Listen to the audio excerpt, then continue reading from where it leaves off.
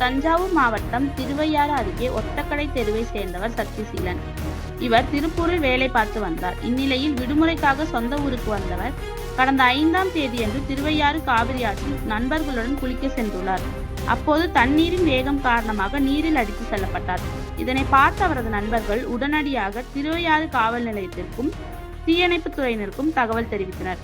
தகவலின் பேரில் தீயணைப்பு துறையினர் தண்ணீரில் அடித்து செல்லப்பட்ட சத்யசீலனை தேடி வந்த நிலையில் 5 நாட்களுக்கு பிறகு இன்று தஞ்சாவூர் மாவட்டம் பாபநாசம் தாலுகா கணபதி அக்ரஹாரம் பாலக்கரை காவிரி ஆற்றில் சத்யசீலனின் உடல் சடலமாக கரை ஒதுங்கியது. தகவல் அறிந்து வந்த தீயணைப்பு துறையினர் மற்றும் போலீசார் பொதுமக்கள் உதவியுடன் சடலத்தை மீட்டு திருவையாறு அரசு மருத்துவமனைக்கு பிரேத பரிசோதனைக்காக அனுப்பி வைத்தனர். மேலும் இது குறித்து போலீசார் விசாரணை மேற்கொண்டு வருகின்றனர்.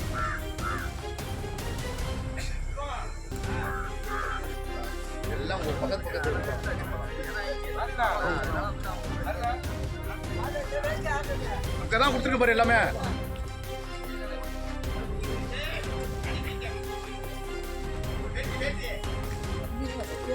காண துணிங்கப்பா.